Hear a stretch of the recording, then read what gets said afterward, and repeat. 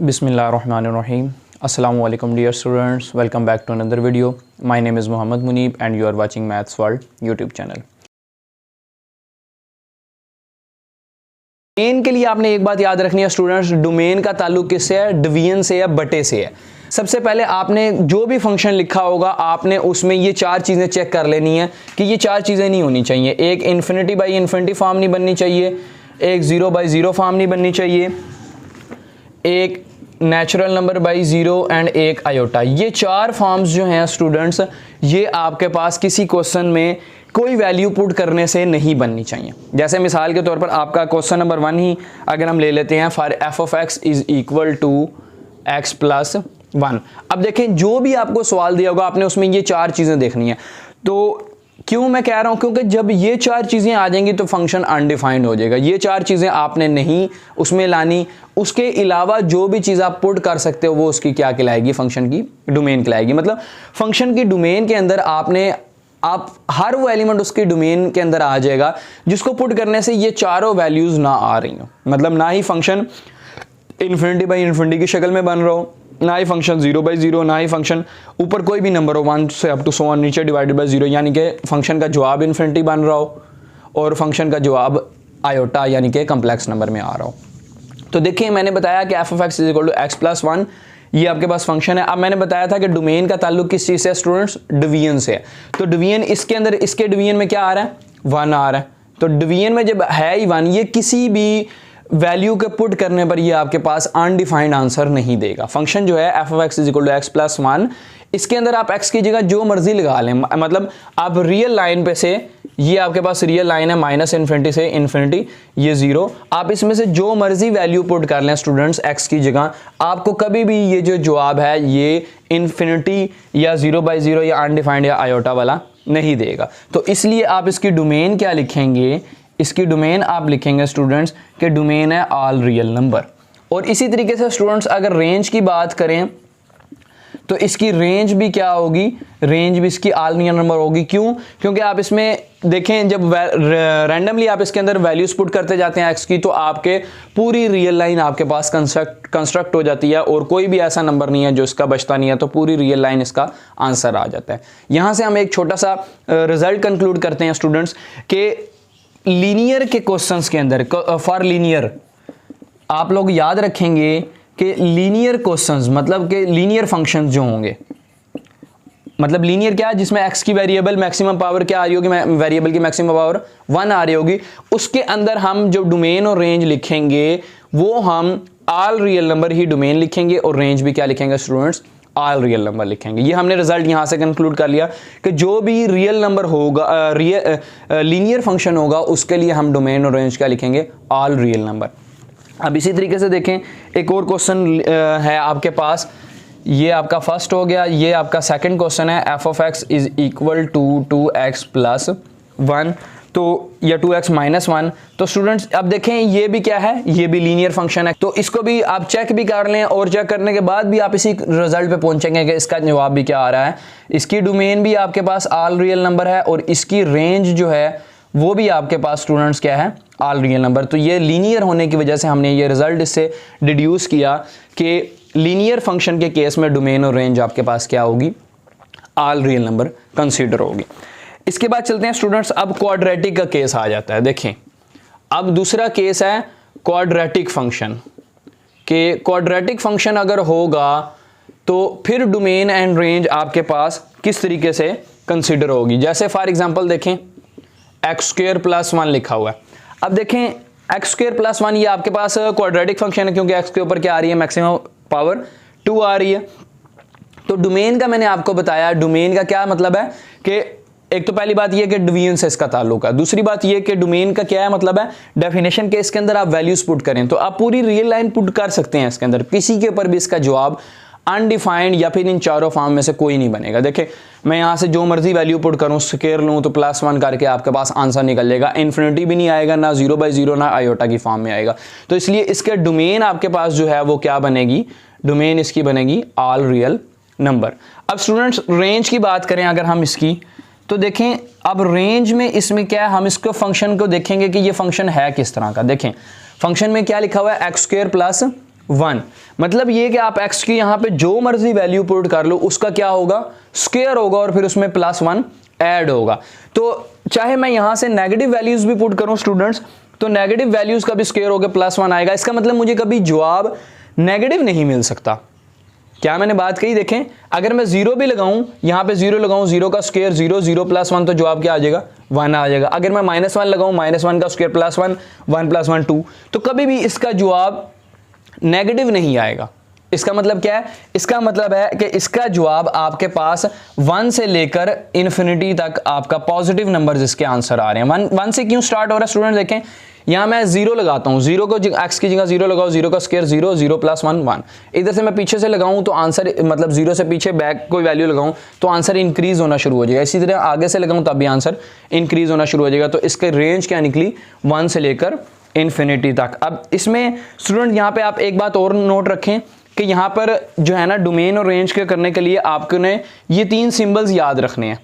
एक है आपके पास ये 1 6, एक है 1,6 और एक है आपके पास 1 और 6।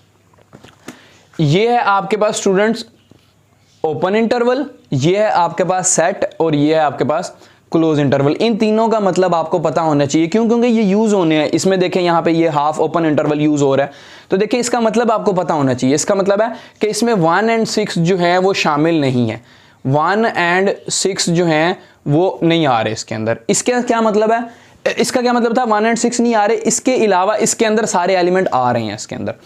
और 1 और 6 इसका क्या मतलब है, जिसके गिर्द ये करली ब्रैकेट लगी हुई है, इसका मतलब है कि इसके अंदर सिर्फ 1 और 6 ये 2 एलिमेंट आ रहे हैं, इसके अलावा और कोई एलिमेंट नहीं आ रहा।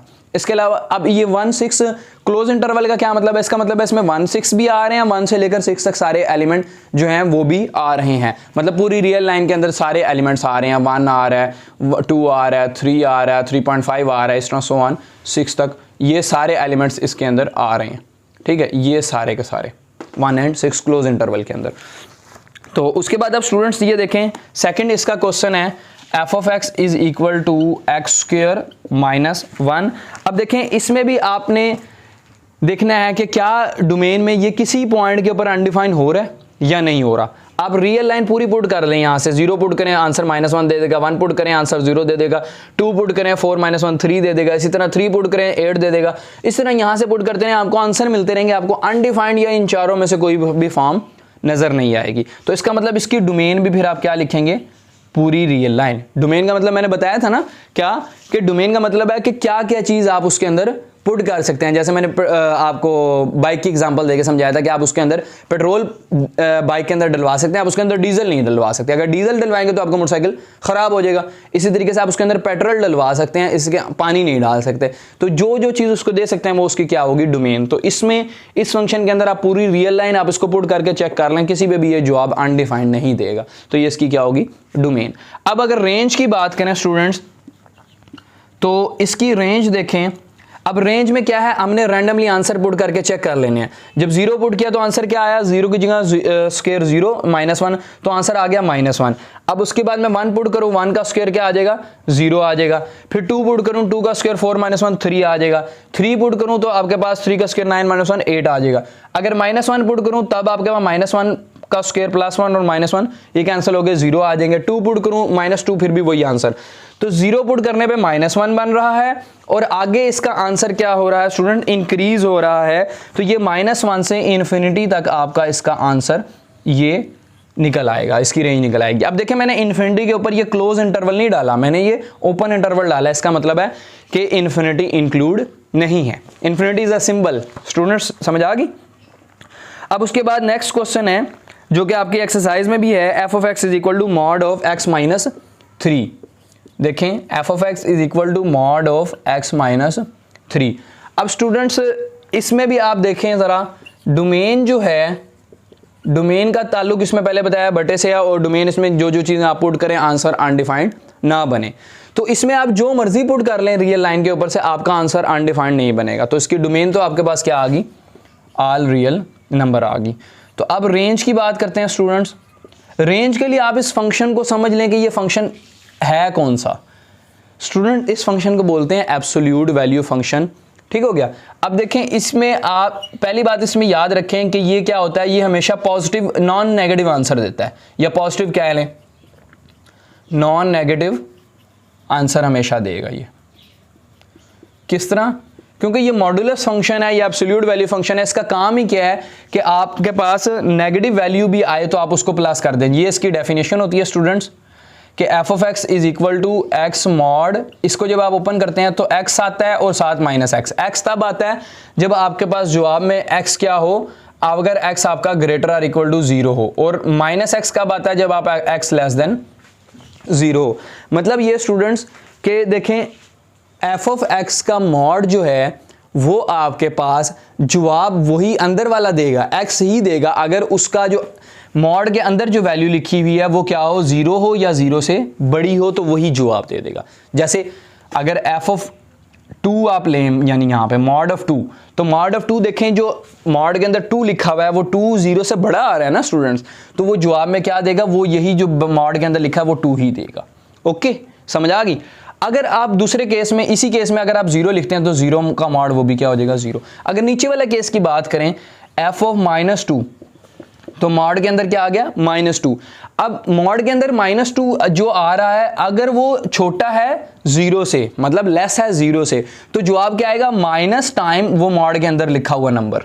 अब देखें माइनस टाइम मॉड के अंदर यहाँ क्या लिखा है x, और यहाँ पे मॉड के अंदर क्या लिखा है वो -2, तो ये क्या हो जाएगा +2। तो देखिए तीनों केसेस के अंदर आपको मॉड्यूलस फंक्शन जो है वो हमेशा पॉजिटिव आंसर दे रहा है, या फिर 0 दे रहा है और 0 से आगे पॉजिटिव नंबर्स जो है वो दे रहा है। तो नॉन नेगेटिव कह लें, नॉन नेगेटिव में आपका 0 भी इंक्लूड हो जाता है। तो इसका आंसर जो आपके पास स्टूडेंट्स बनेगा, इसकी डोमेन रेंज, वो आपके पास इसकी 0 से इन्फिनिटी इसकी रेंज बनेगी। क्यों, क्योंकि ये आपके पास नॉन नेगेटिव आंसर्स हमेशा देगा। ओके हो गया स्टूडेंट्स। अब इसके बाद एक और क्वेश्चन है इसी तरह, quadratic f of x is equal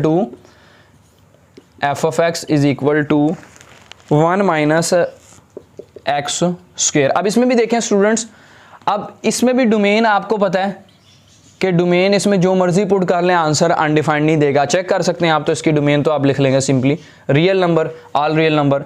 और जब रेंज की बात करें स्टूडेंट्स, तो रेंज में आप इसको चेक करेंगे कि रेंज में रैंडमली नंबर्स पुट करके देखें कि क्या क्या आंसर आ रहा है। अब रियल लाइन में से अगर मैं 0 पुट करूं तो 0, तो आंसर क्या आ जाएगा 1। ये मैं चेक कर लेता हूँ, यहाँ टेबल छोटा सा बना लेता हूँ कि ये मैंने x की वैल्यू पुट करनी है, ये आंसर आएगा। देखें मैं अगर पुट करता हूँ 0, या मैं चले -1 से पुट करना शुरू करता हूँ। -1 मैंने पुट किया, -1 का स्क्वायर +1, तो +1 और -1 आंसर क्या आ गया, 0।